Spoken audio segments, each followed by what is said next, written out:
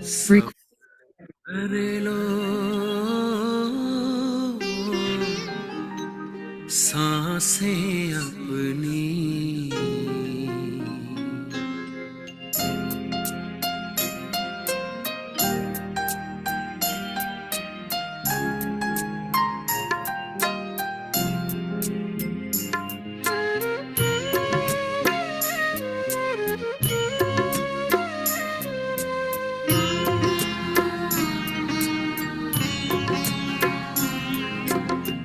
सफल कर लो सांसें अपनी, परम पिता को याद कर।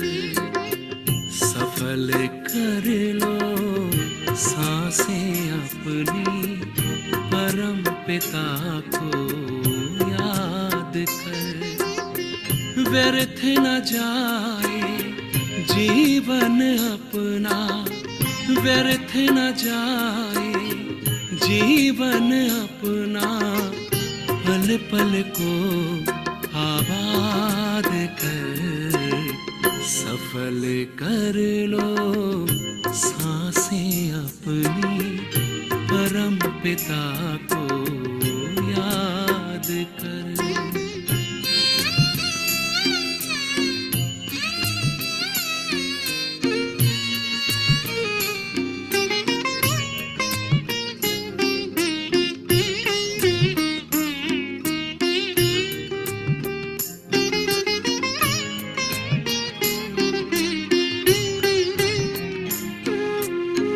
आए कहाँ से क्यों है आए, सोचो क्या ले जाना है।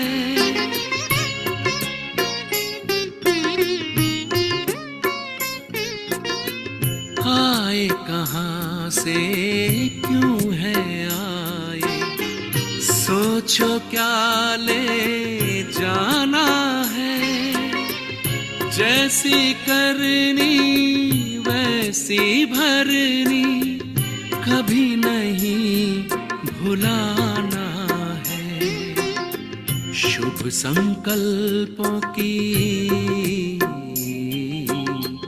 शुभ संकल्पों की करो रचना, विश्व का कल्याण कर। व्यर्थ न जाए जीवन अपना, पल पल को आबाद कर। ओम शांति। संगम युग के इस हीरे तुल्य जीवन में, जिस युग का हर पल हीरे जैसा कीमती मूल्यवान है, जिसमें हम जन्म जन्मांतर की अविनाशी कमाई कर सकते हैं, जितना चाहे जैसा चाहे अपना भाग्य बना सकते हैं। ऐसे संगम युग के इन पलों को, उनके महत्व को जानकर सचमुच हम सभी उसको कितना सफल कर रहे हैं, ये एक बहुत बड़ी चेकिंग पॉइंट है। हम अगर अपने आप को देखें, सारा दिन 24 घंटे जो भी कार्य हम करते हैं, जिस तरह के व्यवहार में हम आते हैं, चाहे लौकिक कारोबार करते चाहे अलौकिक सेवाओं में व्यस्त रहते, उन्हीं के बीच में अपनी अलौकिक पढ़ाई योग आदि करते, लेकिन सचमुच उसमें से याद और सेवा में कितना हमने सफल किया। वह खाता हमारा व्यर्थ में गया या कुछ हमने कमाई जमा की। ये जितना ऑनेस्टली, जितना बारीकी से सूक्ष्म गहराई में जाकर हम खुद को चेक करते जाएंगे, उतना व्यर्थ को कंट्रोल करना आसान होता जाएगा। हम अभी प्यारे बाबा की जो मुरलियां सुन रहे हैं, बाबा विभिन्न तरह के त्याग की परिभाषा और वो गहराई हमारे सामने स्पष्ट कर रहे हैं। देह के भान का त्याग, देह की स्मृति का त्याग, देह के कर्मेंद्रियों के ऊपर विजयी बनते हुए देह के संबंधों का भी त्याग कर, आज बाबा हमें समझा रहे हैं कि व्यर्थ का त्याग कैसे करना है, क्यों वो जरूरी है और जब हम व्यर्थ का त्याग करेंगे तो रिजल्ट क्या होगी।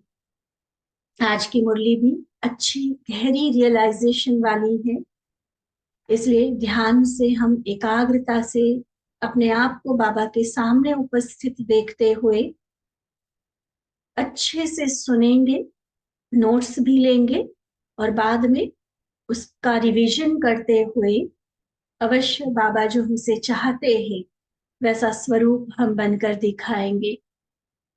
11 अप्रैल 1982 के बाबा के ये महावाक्य, जिसका सार है व्यर्थ का त्याग कर समर्थ बनो, व्यर्थ का त्याग कर समर्थ बनो।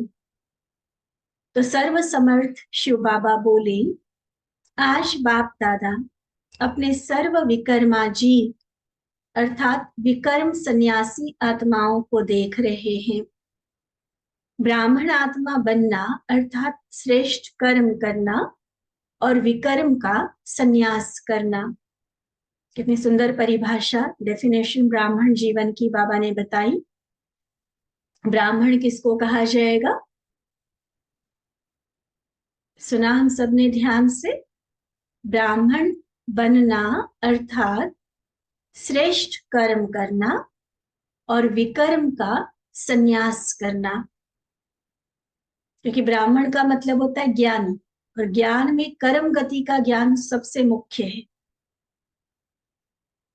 और कर्म गति के ज्ञान को जानने वाली आत्मा जानबूझकर कभी भी विकर्म कर ही नहीं सकती है। श्रीमत पर चलकर श्रेष्ठ कर्म करने वाली अर्थात ब्राह्मण आत्मा। हर एक ब्राह्मण बच्चे ने ब्राह्मण बनते ही यह श्रेष्ठ संकल्प किया कि हम सभी अब विकर्मा से सुकर्मा बन गए। विकर्म करने वाले माना विकर्मा थे हम, अब सुकर्म सत्कर्म श्रीमत के आधार पर श्रेष्ठ कर्म करने वाले सुकर्मा बन गए। सुकर्मा आत्मा श्रेष्ठ ब्राह्मण आत्मा कहलाई जाती है। तो संकल्प ही है विकर्माजीत बनने का।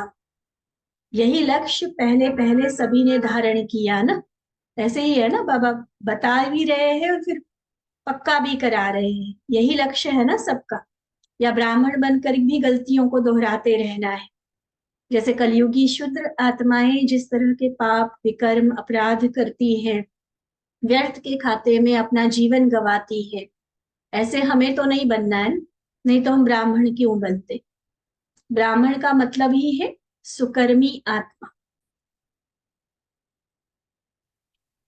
बाबा कहते इसी लक्ष्य को, सुकर्मा बनने के लक्ष्य को रखते हुए श्रेष्ठ लक्षण धारण कर रहे हो ना, तो अपने आप से पूछो, विकर्मों का संन्यास कर विकर्माजीत बने हो।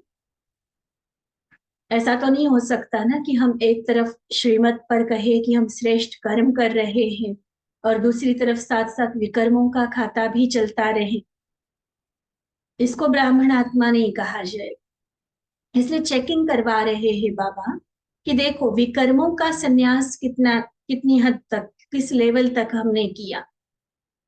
क्या संपूर्ण विकर्माजीत बने हैं। जैसे लौकिक दुनिया की वो एग्जाम्पल देकर बाबा समझा रहे, लौकिक दुनिया में भी उच्च रॉयल कुल की आत्माएं कभी कोई साधारण चलन नहीं चल सकती, वैसे आप सुकर्मा आत्माएं कभी भी विकर्म नहीं कर सकती। जैसे हल्के वैष्णव लोग कोई भी तामसी चीज को स्वीकार नहीं करते हैं, ऐसे विकर्माजीत विष्णुवंशी कभी विकर्म व विकल्प का तमोगुणी कर्म व संकल्प भी नहीं कर सकते। ये होता है असली ब्राह्मण, जो विष्णु की कुल में प्रैक्टिकली चैतन्य में जो आएंगे। अभी वर्तमान में हमारा कर्म तो छोड़ो, लेकिन संकल्प भी तमोगुणी नहीं होना चाहिए। विकर्म व विकल्प दो बातें हैं। देखो, विकर्म अर्थात विकार के अधीन किया हुआ कर्म, उसको कहते हैं विकर्म। और विकल्प किसको कहा जाता है? हिंदी में विकल्प का एक और मीनिंग होता है ऑप्शन। बाबा उस विकल्प की बात नहीं कर रहे हैं। जब बाबा संकल्प विकल्प या विकर्म विकल्प कहते हैं तो यहाँ विकल्प का अर्थ होता है विकार के अधीन उठा हुआ संकल्प। भले कर्म में नहीं है, कर्म में आया तो वो विकर्म कहलाएगा, लेकिन कर्म में आने से पहले जो निगेटिव संकल्प उठता है, जिसमें कोई ना कोई विकार का प्रभाव है, विकार का अंश है, जो कि श्रीमत के विपरीत है, श्रेष्ठ ब्राह्मण आत्मा के पास बाबा कहते ना विकर्म होगा ना विकल्प होगा। विकारों के अधीन ना कर्म होंगे ना संकल्प होगा। यह सब ब्राह्मण धर्म के हिसाब से निषेध है। जैसे वैष्णव लोगों को तामसिक भोजन निषेध होता है। निषेध माना रिस्ट्रिक्टेड, टोटली ना, ले ही नहीं सकते, कर ही नहीं सकते, उसको निषेध कहा जाता है। तो बाबा ने क्या कहा, ये विकल्प, विकर्म और विकल्प, यह ब्राह्मण धर्म के हिसाब से निषेध है। देखो, आने वाली जिज्ञासु आत्माओं के लिए भी डायरेक्शन लिखते हो ना, कि सहज योगी के लिए यह बातें निषेध है। धूम्रपान आदि, मद्यपान, जोर से बोलना, क्रोध करना, नियमावली में हमारे लिखा होता है कि आश्रम के कैंपस में आप ये चीजें नहीं कर सकते, निषेध है, मना है। तो ऐसे ब्राह्मणों के लिए वह अपने लिए क्या क्या निषेध है वह अच्छी तरह से जानते हैं। जानते तो सभी हैं और मानते भी सभी हैं, लेकिन चलते नंबरवार है। बात सारी यहाँ आती है ना, जानने में कोई कमी नहीं है, क्योंकि बाबा ने बताने में कोई कमी नहीं छोड़ी है। तो जानते भी है, अच्छा ये भी मान लेते हैं कि बाबा ने जो कहा वो हमारे लिए भला है, हमारे लिए कल्याणकारी है, इसलिए स्वीकार भी कर लेते हैं। लेकिन वैसी जीवन मेरी प्रैक्टिकली दिखे, उस चलने में नंबरवार हो जाते। तो ऐसे बच्चों को देख बाप दादा को इस बात पर एक हंसी की कहानी याद आई।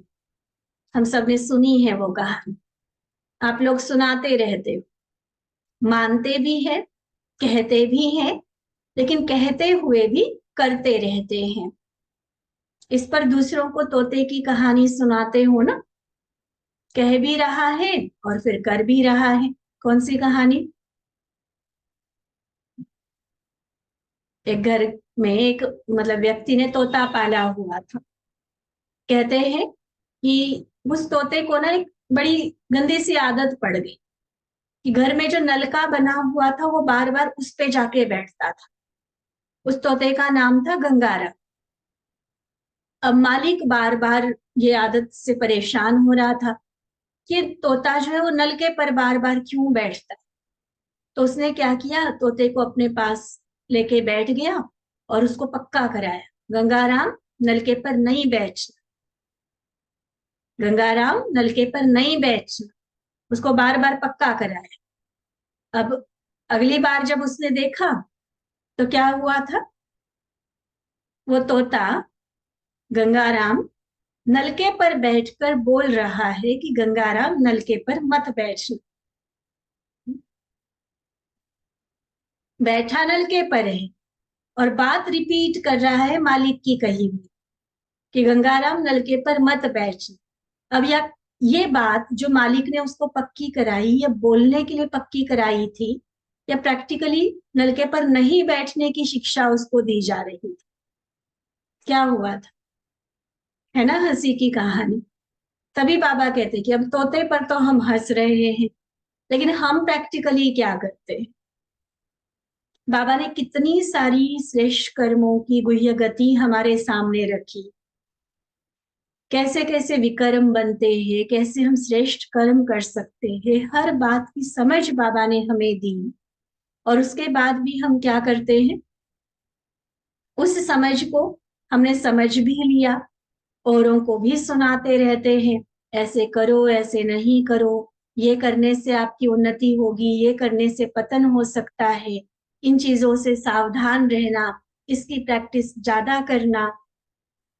ठीक है, हमने समझ भी लिया है, स्वीकार भी कर लिया है, इवन औरों को भी सुनाते रहते हैं। लेकिन प्रैक्टिकली मुझे वो चीजें करनी है।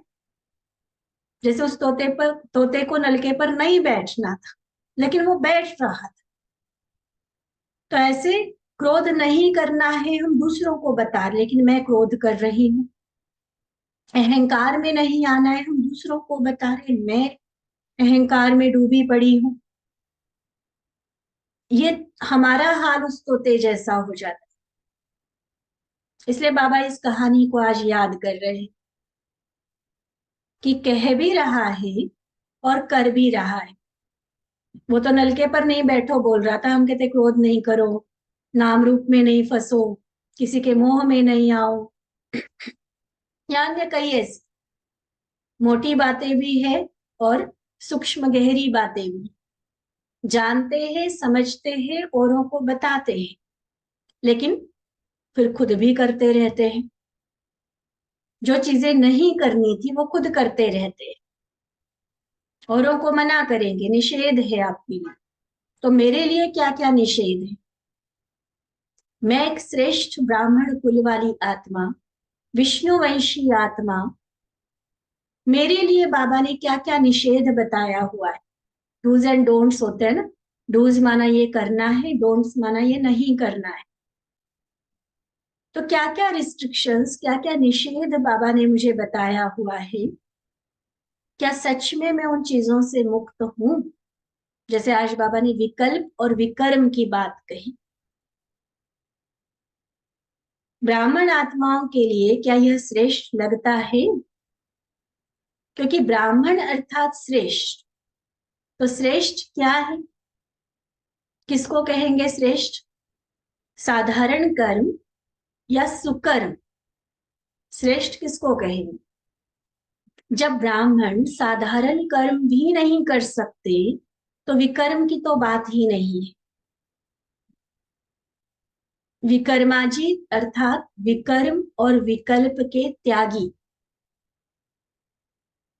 कर्मेंद्रियों के आधार से कर्म के बिना रह नहीं सकते। तो देह का संबंध कर्मेंद्रियों से है और कर्मेंद्रियों का संबंध कर्म से है। यह देह और देह के संबंध के त्याग की बात चल रही। देह और देह के संबंध के त्याग की बात, जिसमें बाबा ने बहुत गहराई से इसके पहली वाली मुरली चलाई थी। अब उसी का ये नेक्स्ट पॉइंट चल रहा है कि देह के संबंध में देह के कर्म आते हैं। कर्मेंद्रियों से जो कर्म हम कर रहे हैं, तो कर्मेंद्रियों का जो कर्म के साथ संबंध है, उस कर्म के हिसाब से विकर्म का त्याग। विकर्म के त्याग बिना सुकर्मा व विकर्माजीत नहीं बन सकते। विकर्म की परिभाषा तो अच्छी तरह से जानते हो ना, किसी भी विकार के अंश मात्र के भी वशीभूत होकर कर्म करना अर्थात विकर्म करना है। ठीक है, मोटे रूप की सिर्फ बात नहीं है, अगर कोई अंश भी है, जैसे मान लो मैं क्रोध नहीं कर रही हूं, लेकिन अंदर ही अंदर घृणा है किसी आत्मा से। तो अभी पिछली संडे की मुरली में बाबा ने क्या कहा था? घृणावश मैं कोई बोल बोल रही हूं या कर्म कर रही हूं, व्यवहार में आ रही हूं, तो उसको विकर्म के खाते में काउंट किया जाएगा या सुकर्म? अंडरस्टूड है ना? विकर, क्योंकि घृणा कोई पॉजिटिव वैल्यू नहीं है, कोई सद्गुण नहीं है घृणा, वो विकार का अंश है। तो किसी भी विकार या विकार के अंश के भी प्रभाव में आकर जो भी कर्म हम करते हैं वो विकर्म कहलाता है।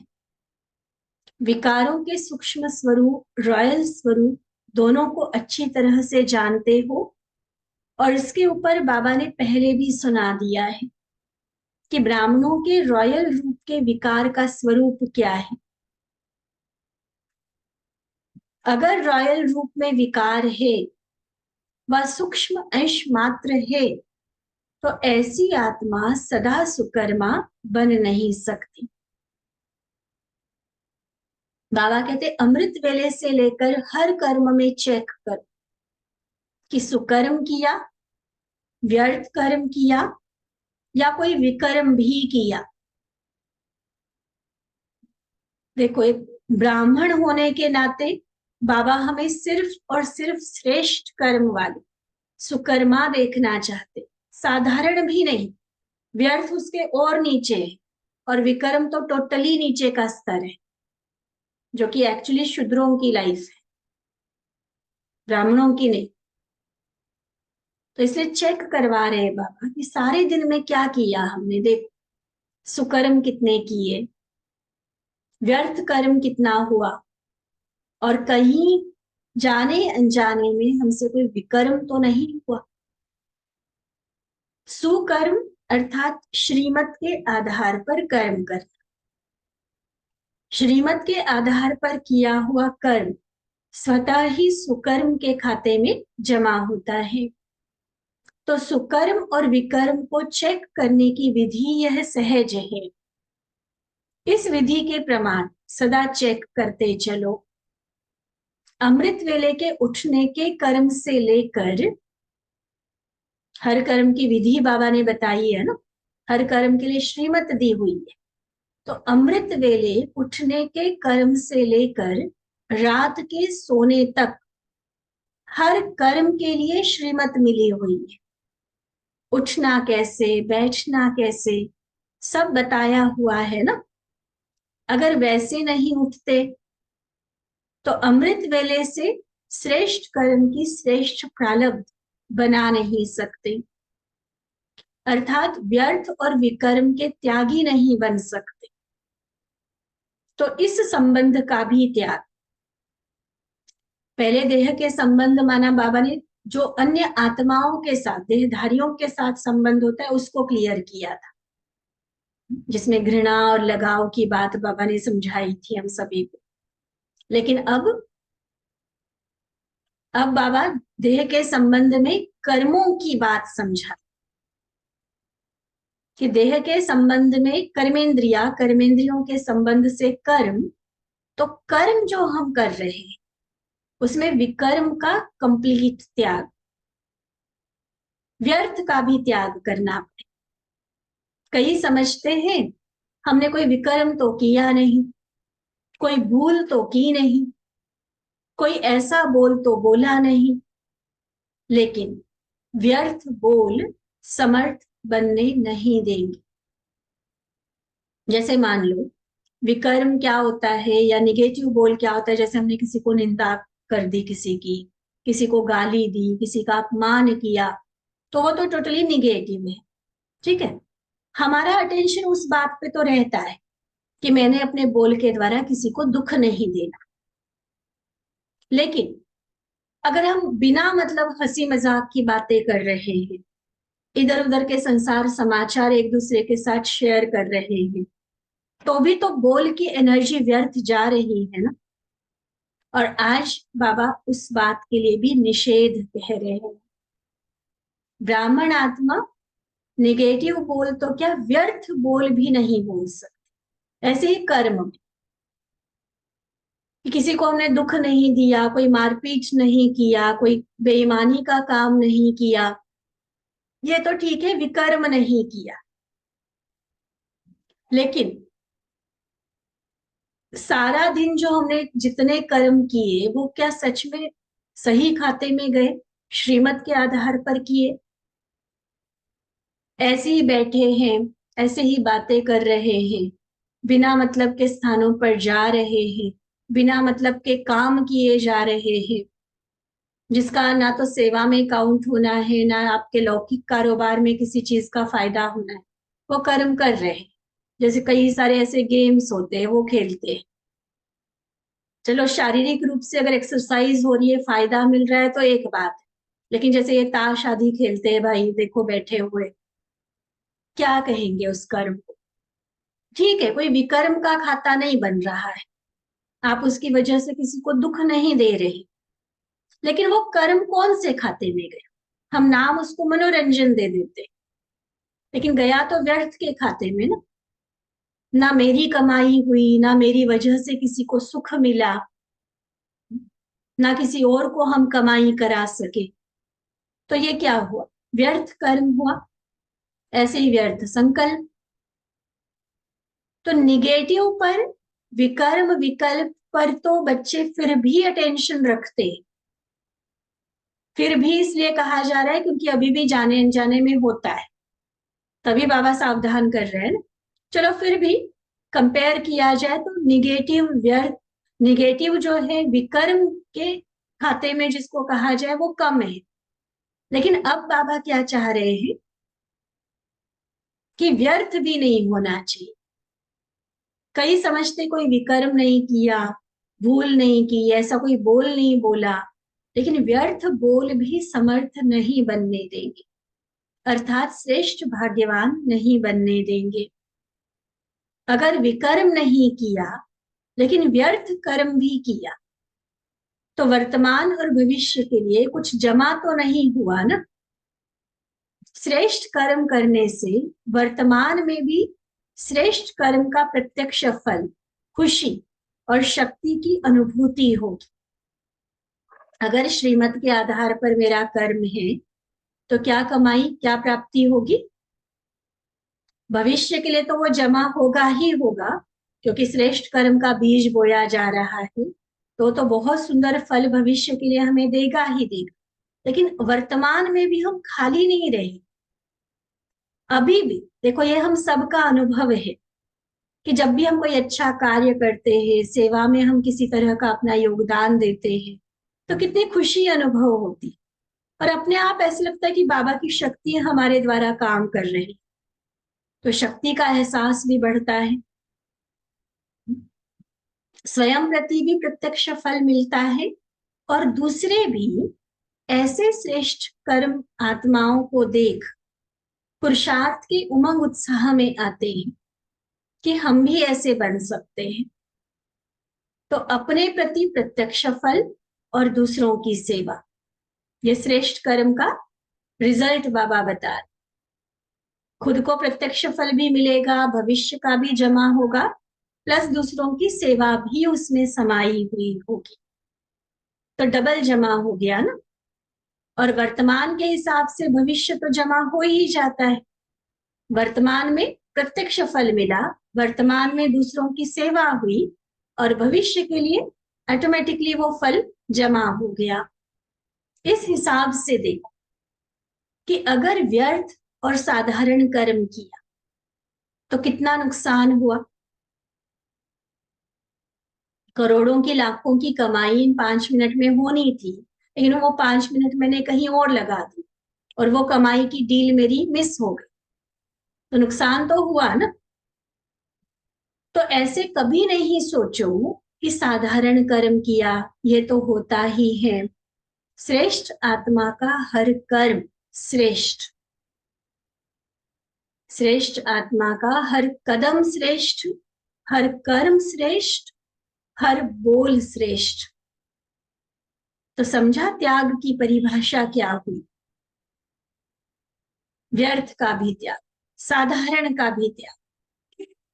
व्यर्थ अर्थात साधारण कर्म, बोल, समय, इसका भी त्याग कर सदा समर्थ, सदा अलौकिक अर्थात पदमा पदम भाग्यवान हो। तो व्यर्थ और साधारण बातों को भी अंडरलाइन कर, कितनी ऊंची स्टेज पर बाबा हमें देखना चाहते हैं। जैसे रॉयल कुल की आत्माओं का बाबा ने एग्जाम्पल दिया, वैष्णव कुल वालों का एग्जाम्पल दिया बाबा। हम तो डायरेक्ट परमात्मा संतान। सोचो, हमारा हर कर्म, हमारा हर बोल कितना श्रेष्ठ, कितना महान होना चाहिए। अब इसके अलबेलेपन का त्याग, ये भी अलबेलापन है ना कि कोई बात नहीं, थोड़ा सा तो एंटरटेन किया है, थोड़ा सा तो इधर उधर की बातें की हैं, किसी को दुख थोड़े ही ना दिया है, ऐसा नहीं कह सकते हैं। हर तरह के अलबेलेपन का त्याग, अपने आप को ये चलाने की जो आदत पड़ जाती है ना, इसको अलबेलापन कहा जाता है। क्योंकि आप सभी ब्राह्मण आत्माओं का विश्व के मंच पर हीरो और हीरोइन का पार्ट है। ऐसी हीरो पार्टधारी आत्माओं का एक एक सेकंड, एक एक संकल्प, एक एक बोल, एक एक कर्म हीरे से भी ज्यादा मूल्यवान। सुना भगवान वाच।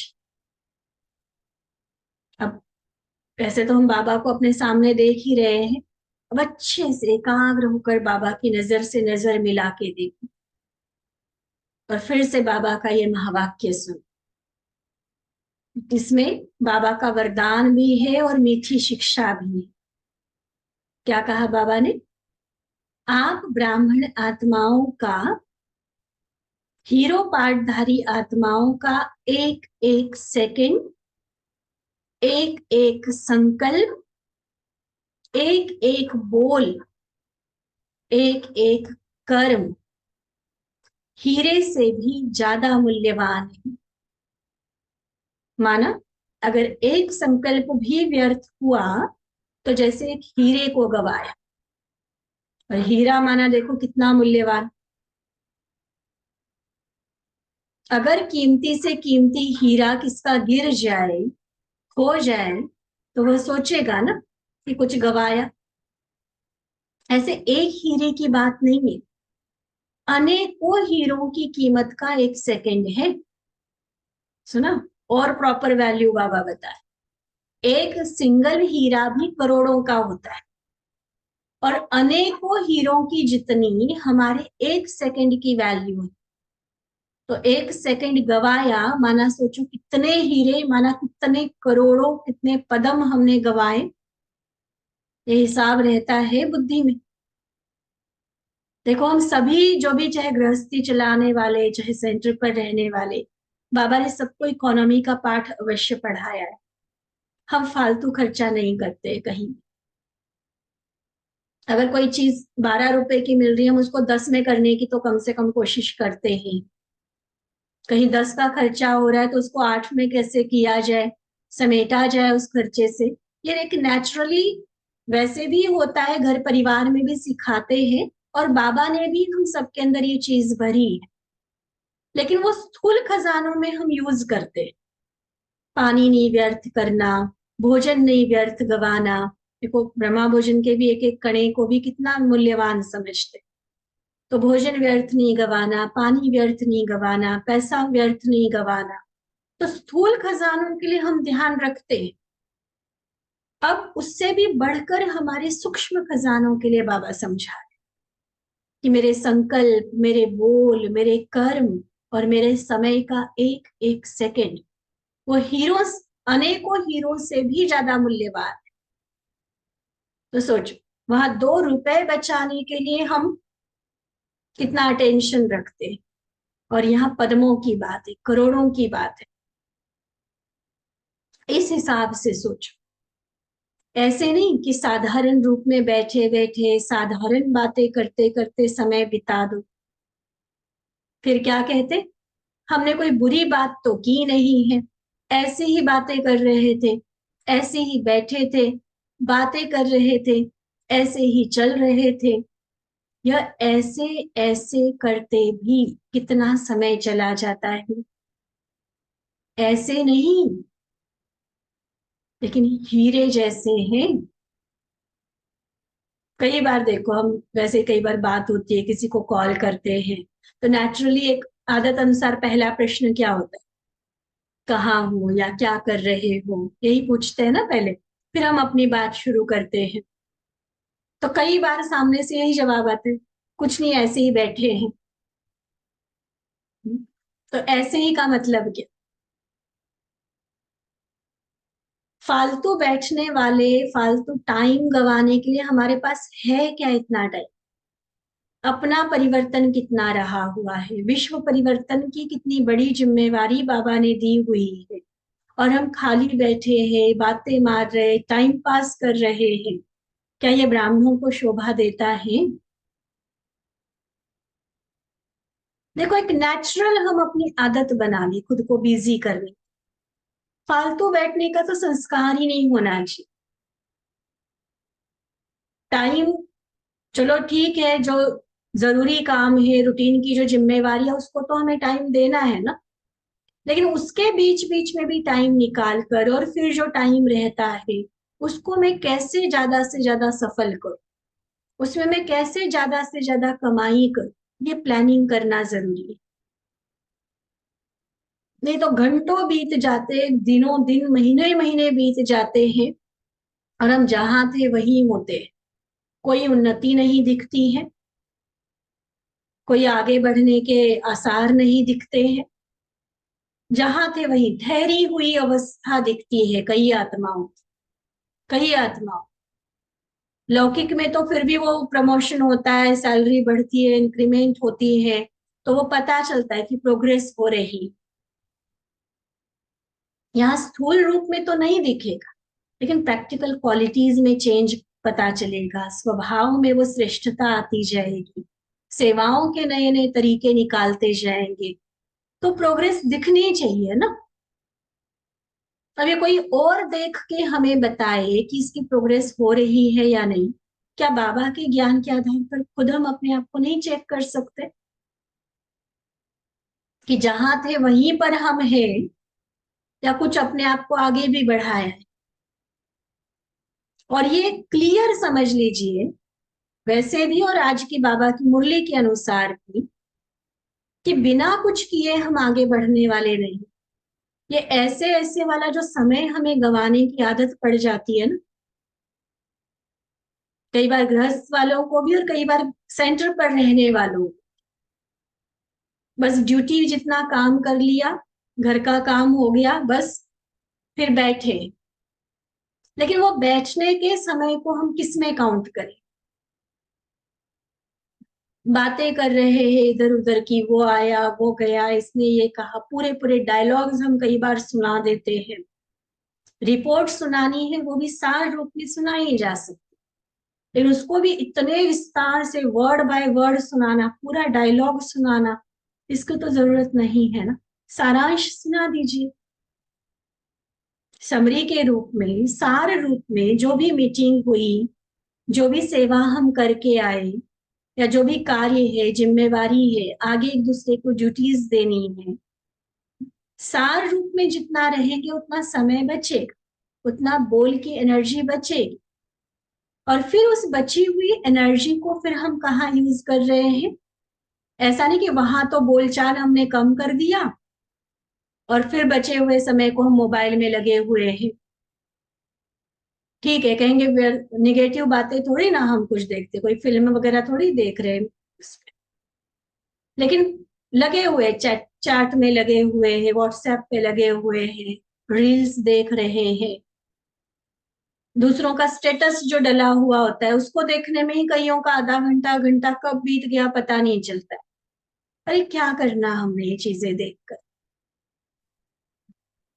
चलो फोन है, किसी को कॉल करना है, किसी को मैसेज करना है, जरूरी बात करनी है, वो किया, हो गया काम। घंटों लेकर जो हम बैठते हैं, ठीक है, बाबा के आज के अनुसार व्यर्थ, सॉरी, विकर्म में नहीं जाते हो, इतना तो ब्राह्मण आत्माओं का कंट्रोल होता होगा कि चलो गलत बातें, गंदी कोई चीजें उसमें नहीं देखते हो, लेकिन टाइम तो व्यर्थ जा रहा है ना, तो सफल तो नहीं हो रहा है। हमने पहले भी एक दो बार क्लास में भी कहा है, अपनी सव्यक्त वाणी की क्लास में भी कहा है, कि अगर सच में स्टडी करनी है, कोई क्लास सुननी है, कुछ करना है, तो आप नोट्स डायरी पेन लेकर बैठो, चाहे सारे दिन में एक क्लास सुनो, लेकिन प्रॉपर विधि पूर्वक स्टूडेंट बन के सुनो। ऐसे नहीं कि हाँ हम ये देख रहे हैं, ये पढ़ रहे हैं, ये चल रहा है, 100 ग्रुप्स के साथ कई जुड़े हुए होते हैं, फिर किसमें क्या डाला, किसमें क्या डाला, उसी में उलझे रह जाते हैं। तो इसको थोड़ा हमें खुद कंट्रोल करना होगा, बाबा के महावाक्यों को रियलाइज करते हुए, तोते की तरह नहीं, उसको प्रैक्टिकली लाकर, कि समय को मुझे व्यर्थ नहीं गंवाना है। बाबा के शब्द सुनो आज, कि ऐसे ऐसे करते कितना समय गवा देते, लेकिन हो तो हीरे जैसे ना, तो अपने मूल्य को जानो। देखो आपके जड़ चित्रों का भी कितना मूल्य है, एक सेकंड के दर्शन का भी मूल्य है, आपके एक संकल्प का भी इतना मूल्य है जो आज तक उसको वरदान के रूप में माना जाता है। भक्त लोग यही कहते हैं कि एक सेकंड का सिर्फ दर्शन दो। तो दर्शन समय की वैल्यू है और वरदान संकल्प की वैल्यू। आज की मुरली का बहुत पावरफुल पॉइंट। किसी ज्ञानी आत्मा को भी पूछो ना, मेजॉरिटी होंगे जो इस बात का आंसर नहीं दे पाए जो बाबा ने आज हमें समझा। अगर किसी आत्मा को दर्शन कराना है, क्या प्रार्थना की जाती है? एक सेकंड का भी दीदार हो जाए, एक सेकंड का दर्शन हो जाए। तो जिन्होंने अपने एक एक सेकंड की वैल्यू रखी होगी, उसे व्यर्थ नहीं गवाया होगा, वो औरों को दर्शन करा सके। इसलिए बाबा ने कहा दर्शन जो है वो आपके समय की वैल्यू है, और वरदान, वरदान संकल्प होता है, धनवान भव, सुखी भव, है ना। तो एक संकल्प की बात, लेकिन उस एक संकल्प में इतनी पावर कहाँ से भरी, जो जिसको वरदान मिलता है उसकी लाइफ बदल जाती है। क्यों? क्योंकि वरदान देने के लिए हमने पहले अपने संकल्पों के मूल्य को जाना, एक एक संकल्प को इतना सेव किया, व्यर्थ से बचाया, समर्थ बनाए, तो मेरा वो संकल्प वरदान बन गया। कितनी प्यारी बात आज की मुरली में बाबा ने कही, देखो, नोट किया? दर्शन समय की वैल्यू है और वरदान संकल्प की वैल्यू है, आपके बोल की वैल्यू है। आज भी देखो, दो वचन सुनने के लिए तड़फते हैं, आपकी दृष्टि की वैल्यू आज भी नजर से निहाल कर लो, पुकारते रहते हैं, आपके हर कर्म की वैल्यू है। दर्शन समय की वैल्यू, वरदान संकल्प की वैल्यू, फिर आपके बोल की भी वैल्यू है, जो दो वचन सुनने के लिए तड़फते हैं। आपके दृष्टि की वैल्यू है, जो अभी भी पुकारते कि हमें नजर से निहाल कर दो, हम पर भी अपनी दृष्टि डालो। तो हर कर्म की वैल्यू, बाबा के साथ श्रेष्ठ कर्म का वर्णन करते गदगद होते हैं। तो इतना अमूल्य है आपका हर सेकंड, हर संकल्प। तो अपने मूल्य को जान, व्यर्थ और समर्थ, व्यर्थ और विकर्म व विकल्प का त्याग। आज के कौन से त्याग का पाठ पक्का कराया? व्यर्थ, विकल्प और विकर्म का त्याग। तो आज त्याग का पाठ क्या पक्का किया? ऐसे ही ऐसे शब्द के अलबेलेपन का त्याग, ऐसे ही बैठे, ऐसे चल रहे हैं, ऐसे ही बात कर रहे हैं, ये ऐसे वैसे छोड़ दो, हीरे जैसे बनो। जैसे कहते हैं ना आजकल की चालू भाषा, तो ब्राह्मणों की चालू भाषा कौन सी? ये आजकल चालू भाषा हो गई। इस चालू भाषा को छोड़ दो, गलत तो नहीं किया, बस ऐसे ही बैठे, ऐसे ही बातें कर रहे, छोड़ दो। ब्राह्मणों के लिए निषेध। हर सेकंड हमारा अलौकिक हो, हर संकल्प अलौकिक अर्थात अमूल्य हो, वर्तमान और भविष्य डबल फल वाला हो। जैसे देखा है ना, कभी कभी एक में दो इकट्ठे फल होते हैं, दो फल इकट्ठे निकल आते हैं। तो आप श्रेष्ठ आत्माओं का डबल फल है, अर्थात डबल प्राप्ति है। भविष्य के पहले भी वर्तमान प्राप्ति है, और वर्तमान के आधार पर फिर भविष्य प्राप्ति है ही। तो समझा, डबल फल खा, सिंगल नहीं। सिंगल क्या होता है? अभी अभी बस मौज कर ली, एंटरटेनमेंट हो गया, मनोरंजन हो गया, व्यर्थ की इधर उधर की बातें कर ली, हंसी मजाक हो गया, ये सिंगल, अभी अभी का बस खाया खत्म कर। बाबा कहते नहीं, इतना श्रेष्ठ कर्म करो जो अभी भी खुशी और शक्ति का फल मिले, औरों की सेवा भी हो, खुद की उन्नति भी हो, और आगे भविष्य के लिए भी जमा होता जाए। ठीक है? वैसे डबल फल खाने वाले बनना है। ऐसे ही नहीं कि बस हाँ चल रहे, ऐसे वैसे शब्द को ही बाबा कहते खत्म कर। ठीक है।